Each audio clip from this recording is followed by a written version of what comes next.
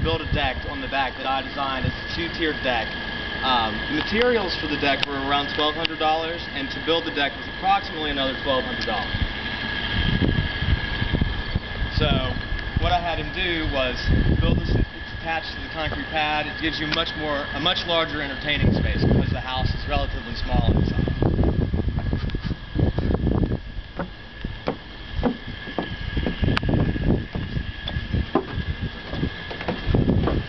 So in the house, as you come into the back door, you come into the kitchen. The room's approximately, each floor is a 13 by 13 room next to another 13 by 13 room.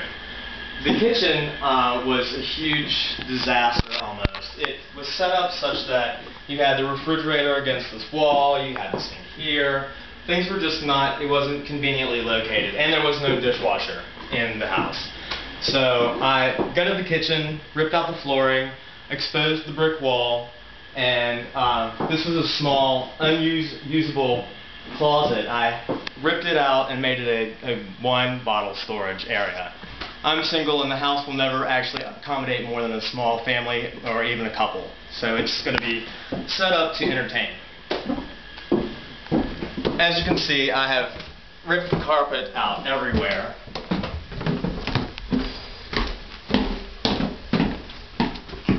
And I'm planning on refinishing the floors or putting down cork. So this is the largest bedroom in the house. But since I am single, I wanted to keep this room as an entertaining room slash dressing room. I had a custom closet built whenever I moved into the house.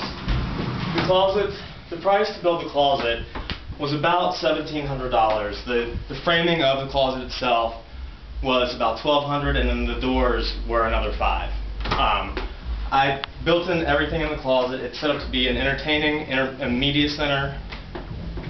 It is internet ready and has a very small flat screen TV. On the other side, you have all hanging stuff and cubby holes with baskets for your socks, t-shirts, whatnot. And back here, you have the original closet. The original closet barely keeps all of my shoes. So I took out the bar on the shelf and put in all racks for shoes. So I'm going to take you over and show you the bathroom, which is my favorite room in the house. The bathroom was a huge disaster. Had to move the tub, toilet, and sink. Everything is in a new location. I exposed the brick wall in here too. Took about a week. You have light coming into the bathtub. It's really nice. You can hang out, soak if you want.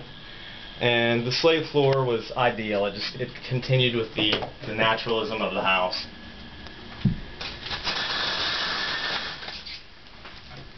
So the cost in the bathroom was approximately $4,000, and that includes labor and all the fixtures that are in here. It wasn't a huge expense, but it probably was my largest expense in the house, as most bathrooms usually are. In this room is this is my bedroom. This would be a second bedroom for most people, but since I live by myself, I want to keep the upstairs completely usable. When I bought the house, this room was painted yellow, and there was a red paneled wall back here. So I ripped the paneling down and put up the corrugated tin just because I like the industrial appeal of it. And the ceiling panels were just for an aesthetic appearance, just to go with the wall. I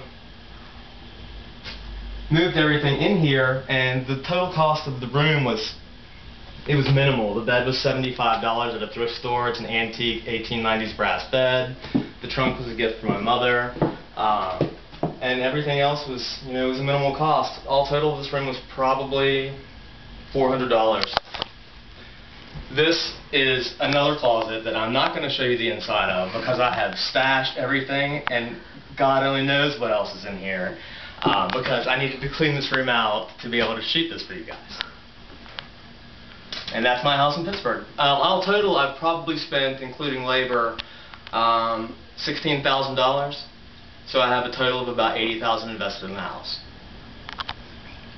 Thank you for coming in and letting me give you a tour of my place.